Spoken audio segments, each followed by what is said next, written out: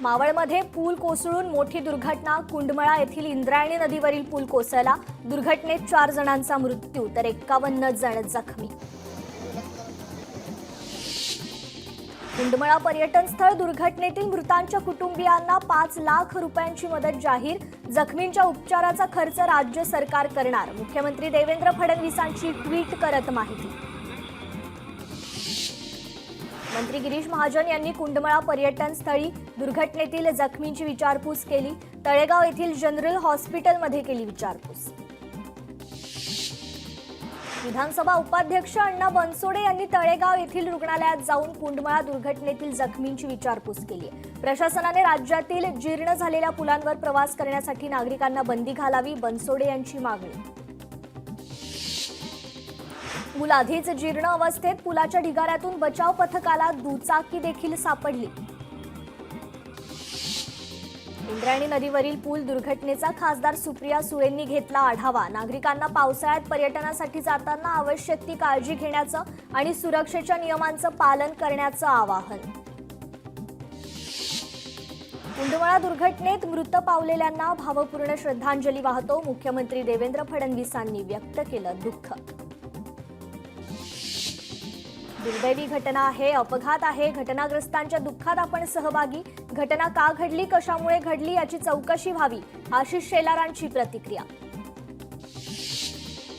ज्यांचा दुर्दैवी मृत्यू झालाय त्यांना भावपूर्ण श्रद्धांजली. शासन प्रशासनाने सतर्क राहणं गरजेचं.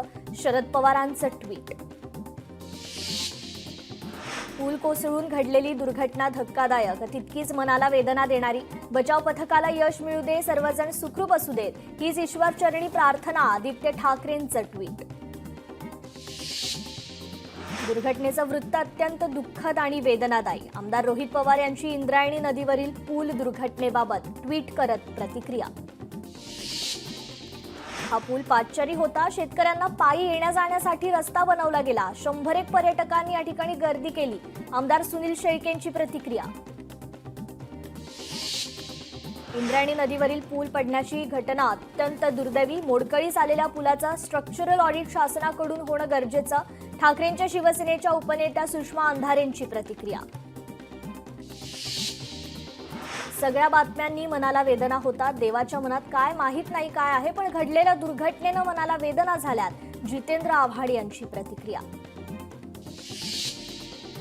पंतप्रधान नरेंद्र मोदी आणि केंद्रीय गृहमंत्री अमित शहा यांनी मुख्यमंत्र्यांशी फोनवरून संपर्क साधत घेतली दुर्घटनेची माहिती. सर्वतोपरी मदतीचं पंतप्रधानांचं आश्वासन.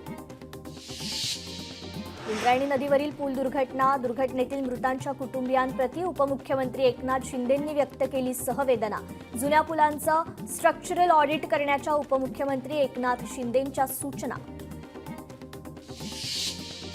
पालिका निवडणुकीच्या पार्श्वभूमीवर ठाकरेंच्या शिवसेनेचे विभाग प्रमुख आणि शाखा प्रमुखांच्या बैठका. मुंबई महापालिकेवर भगवा फडकवण्यासाठी कामाला लागा. उद्धव ठाकरेंच्या शाखा प्रमुखांना सूचना. माळेगाव साखर कारखान्याच्या निवडणुकीसाठी उपमुख्यमंत्री अजित पवारांच्या नेतृत्वात सभा. बारामतीच्या मळद, डोरलेवाडी, मेखळी, निरावागज गावात होणार जाहीर सभा. मनसे अध्यक्ष राज ठाकरेंच्या अध्यक्षतेखाली मनसेची बैठक. शिवतीर्थ इथे बैठकीचं आयोजन. आगामी पालिका निवडणुकांच्या पार्श्वभूमीवर बैठक. राजसाहेब हे वादळी व्यक्तिमत्व. जसा वादळाचा थांगपत्ता लागत नाही तसंच राजसाहेबांचं सुद्धा. चंद्रकांत पाटलांकडून राज ठाकरेंचं कौतुक. विदर्भ वगळता राज्यभरात आजपासून शाळांना सुरुवात. मुख्यमंत्री देवेंद्र फडणवीस पालघरमधील दुर्वेस येथील जिल्हा परिषदेच्या शाळेत विद्यार्थ्यांचं स्वागत करणार. तर उपमुख्यमंत्री एकनाथ शिंदे साताऱ्यातील कोडोली येथील, तर उपमुख्यमंत्री अजित पवार बारामतीतील काटेवाडी येथील शाळेत विद्यार्थ्यांचं स्वागत करणार. शालेय विद्यार्थ्यांना आजपासून एसटीचा पास शाळेतच मिळणार. विद्यार्थ्यांसाठी आजपासून विशेष मोहीम सुरू. शाळा आणि महाविद्यालयांनी दिलेल्या नावाच्या यादीनुसार एसटी कर्मचारी शाळेत पास पोहोचवणार. एमएसटी सीईटीचा आज निकाल. विद्यार्थ्यांना सीईटी सेलच्या संकेतस्थळावर निकाल पाहता येणार. डोंबिवलीत 27 गावांची स्वतंत्र नगरपालिका स्थापित करण्यासाठी सर्वपक्ष हक्क संरक्षण संघर्ष समिती स्थापन. खासदार बाळामामा म्हात्रे समितीचे अध्यक्ष. 27 गावांचा निकाल लागल्यानंतरच कल्याण डोंबिवली महापालिकेच्या निवडणुका घेण्याची मागणी.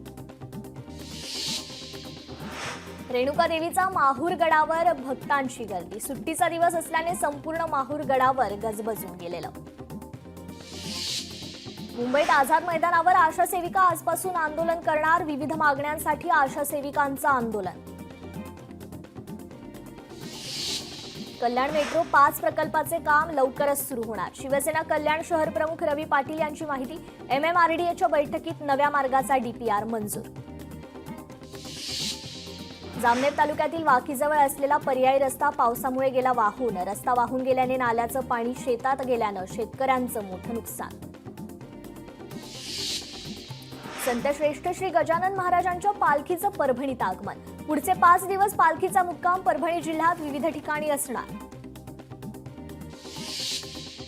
राज्यातील साखर कारखान्यात वापरणार AI तंत्रज्ञान. AI साठी 6% व्याजदर कर्ज देणार. राज्य सहकारी बँकेकडून साखर कारखान्यांना कर्ज. बुलढाण्यातील चिखलीमध्ये बुद्धिबळ स्पर्धेचं आयोजन. बुलढाणा, अकोला, वाशिम या 3ही जिल्ह्यातील शेकडो विद्यार्थ्यांनी घेतला भाग. परभणीत अवैध वाळू वाहतूक करणारा ट्रॅक्टर पोलिसांनी पकडला. कारवाईत पोलिसांनी 3,50,000 रुपयांचा मुद्देमाल जप्त केला. मालवणमधील राजकोट किल्ल्यावर नव्याने उभारण्यात आलेल्या शिवरायांच्या पुतळ्याच्या चबुतऱ्याच्या बाजूची जमीन खचली. जमीन खचल्याने भगदाड पडल्याचा व्हिडिओ सोशल मीडियावर व्हायरल. श्री विठ्ठल रुक्मिणी मातेच्या चरणावर भाविक तुळशी, हार आणि फुले मोठ्या भक्तिभावाने अर्पण करतात. आता याच निर्माल्यापासून धूप आणि अगरबत्ती तयार करण्यात आली आहे. धूप आणि अगरबत्ती विक्रीची सुरुवात देखील करण्यात आली आहे. बोईसर तारापूर MIDCत प्लॉट नंबर K6 कारखान्याला आग. आगीवर नियंत्रण मिळवण्यात अग्निशमन दलाला यश. कोणतीही जीवितहानी नाही. इंद्रायणी गोदावरी दुर्घटनेनंतर 3री दुर्घटना समोर. माथेरानच्या शॉर्लोट तलावात 3 पर्यटक बुडाले. 3ही पर्यटक नवी मुंबई येथील असल्याची माहिती. छत्रपती संभाजीनगरात शिक्षकाकडून 11 वर्षीय विद्यार्थिनीवर अत्याचार. रांजणगाव शेणपुंजी येथील नर्सरी कॉलनीतील घटना. सुभाष जाधव असं खासगी शिकवणी घेणाऱ्या शिक्षकाचं नाव. विद्यार्थिनीला अश्लील व्हिडिओ दाखवून अत्याचार. आदिवासी विद्यार्थ्यांच्या यातना थांबेनात. विद्यार्थ्यांचा मालवाहू ट्रकमधून 200 किलोमीटर प्रवास. मेंढ्या बकऱ्यांसारखे कोंबून नेल्याचा प्रकार. नंदुरबारच्या अक्कलकुवा येथील घटना. सिंधुदुर्ग जिल्ह्यात ऑरेंज अलर्ट जारी. पावसामुळे समुद्राला उधाण आलं असून जवळपास 3 मीटर उंचीच्या लाटा उसळत आहेत. मच्छीमारांनी खोल समुद्रात मासेमारीसाठी जाऊ नये, प्रशासनाचं आवाहन. बुलढाण्यात शेगाव ST आगारात 5 नवीन ST बस दाखल. बसमुळे प्रवाशांना मोठा दिलासा.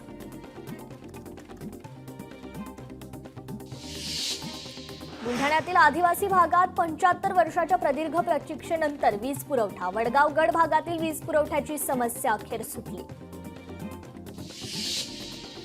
हिंगोलीच्या दुचाकीच्या अपघातात शिक्षकाचा मृत्यू. परिसरात हळहळ व्यक्त. हिंगोलीत चांदगावची विनापरवाना वाहतूक करणारा टेम्पो जप्त. वनविभागाची कारवाई. केरळमध्ये मुसळधार पाऊस. कोझिकोडच्या अनेक भागात साचलं पाणी.